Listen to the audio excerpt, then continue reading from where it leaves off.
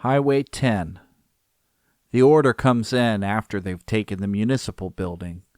The time has come to cross Highway 10 and move into the lower half of the city. The foot patrol is nervous. They see the threat for what it is, an open area with no cover that will leave them prone to attack. They've seen enough death, and none are anxious to watch another friend die. Tired and dirty, hearts pulsing with stress, they step out onto the pavement. They don't make it far before they're ambushed by a mix of small arms, heavy machine guns, rocket-propelled grenades, and mortars. Some men are able to scramble across, go prone, and hug the small mound of dirt on the south side of the road. The rest are stuck where they started. Split in two, they engage a swarm of enemy on both sides. The first lieutenant rallies, shouting to his men, "On my 6!" As he tries to reunite his men, a distant shot rings out, and he falls to the pavement. Alive, but immobile. The Marines are immobilized, a kill zone cutting them off in the middle, where their commander lies, bleeding out. The corpsman gets to his feet and rushes out to pull his commander to safety. A spray of red, and he's dead before he hits the ground. I watch this unfold with Nicholas. We haven't said a word to one another for some time now. Being back here, reliving all of it, there are no words. As First Lieutenant Tack leads his men to the area, he stops to seek suggestions for how to best approach aiding the pinned-down squad.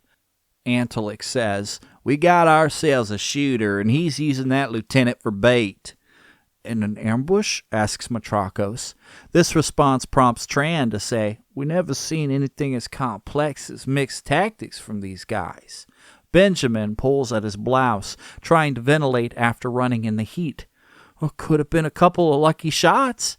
"Why haven't they finished him off?" asks Kyle. Antalik shakes his head and scans the skyline. "You're looking at the chickens, and I'm interested in the hog." First Lieutenant Tack uses the opportunity to clean the grime off his glasses. "Page, your man thinks we have a sniper, and I tend to agree with him. We have 3 objectives to meet to save these men. First, we clear out the insurgents on both sides of the highway. Now, we can wait until more help arrives, or we can split into fire teams." Without hesitation, Chewie says, "Let's hit those bastards now. We'll need to locate the shooter if he's out there and take him out. Again, we have options. If we can get a bead on him, we might be able to call in an airstrike." Antalik shakes his head. "Sir, if I get a bead on him, I can take him out." First Lieutenant Tack nods at Antalik and then turns his eyes to my younger self. "These men lost their corpsman and are going to need our dock, so try not to get hit and create more work for Squall." Putting his glasses back on, he says, "We'll split up. Page, you and your men take dock and move to the south. Have Chewie and Maletic set up that saw and cut those machine gun positions down. As soon as you can break away, I want you and Antalik on a rooftop, searching for our sniper. The mortars are coming from the south side. Matrakos, that's where we'll be going before they can shoot and scoot." He moves amongst his men, pulling on their Kevlar the way a coach would slap his players' helmets as they take the field for the big game. "Watch for friendly crossfire and try to get good force concentration. Oorah, oorah." As the men split up, Nicholas turns to me with concern.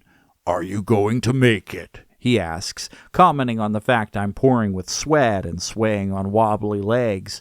I slap my knees and follow my younger self, giving thanks that this time no one's life is depending on how fast I can get where we're going.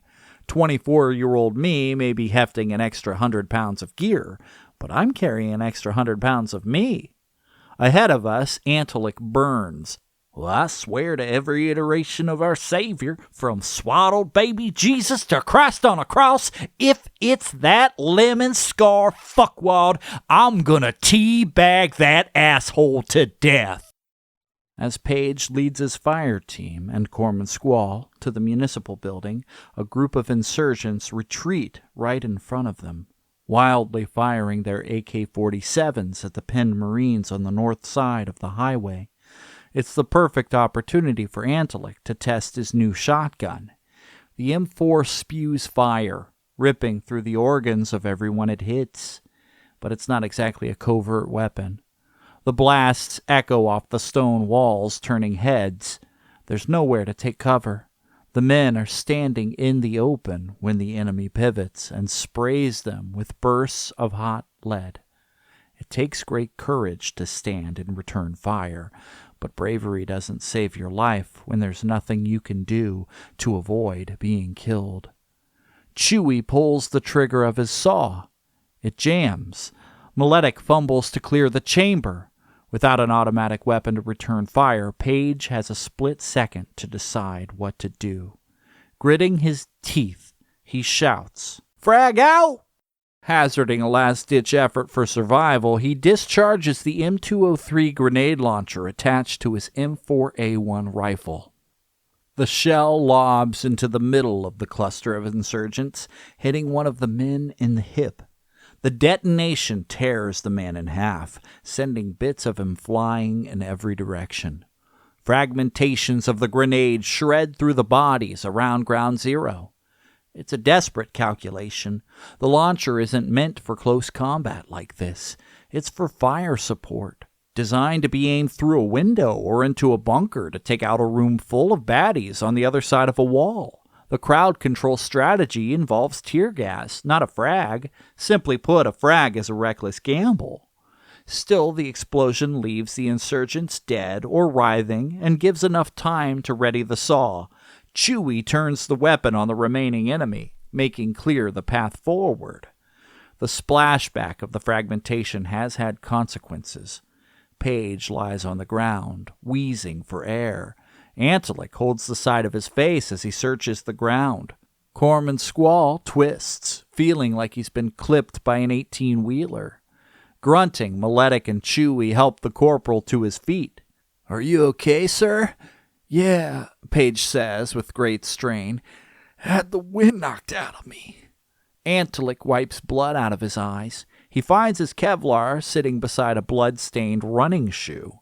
"Are you kidding me? Unfucking believable! This guy's foot flew up and hit me right in the face!" Maletic fumbles for his gear. "I've got to get that shit on camera." With mortars still exploding all around them, the pinned Marines wave the new arrivals back. "Don't come too close," one of them warns. "Stay behind the wall." A rifle burst clamors, and the mortars go dark. Some restrained relief spreads across the vexed Marines. "Our guys," gasps Page. One of the pinned Marines, PFC Kristovich, gives the corporal a long once-over. In a voice smothered with a New Jersey accent, he asks, "Is that guy all right?"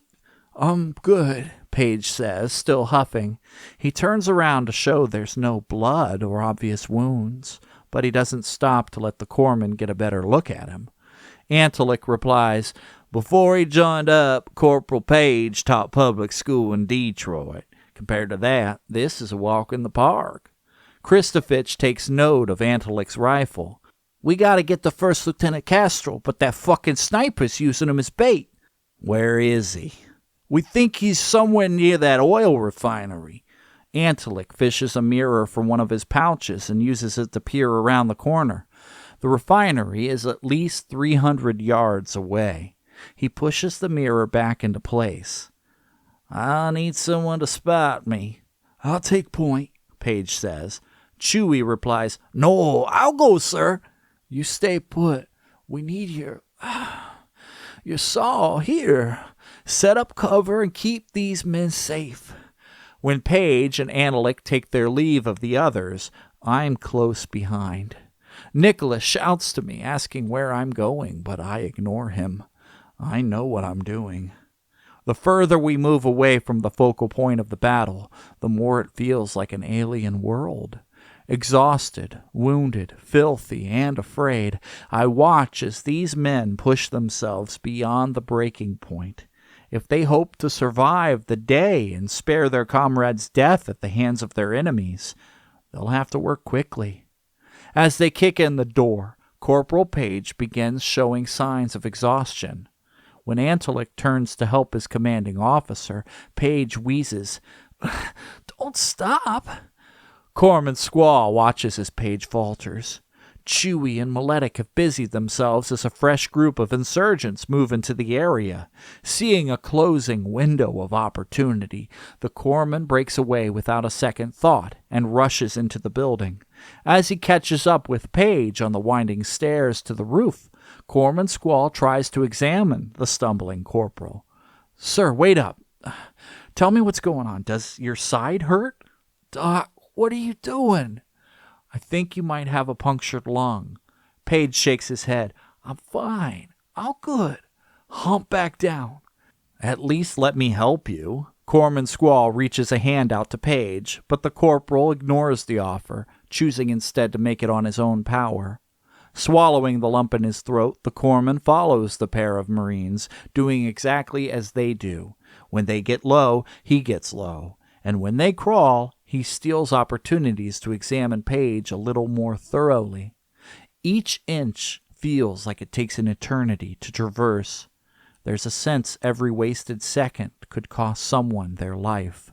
Finally settling into position, Antelik frowns at Page. "This is going to be a difficult shot."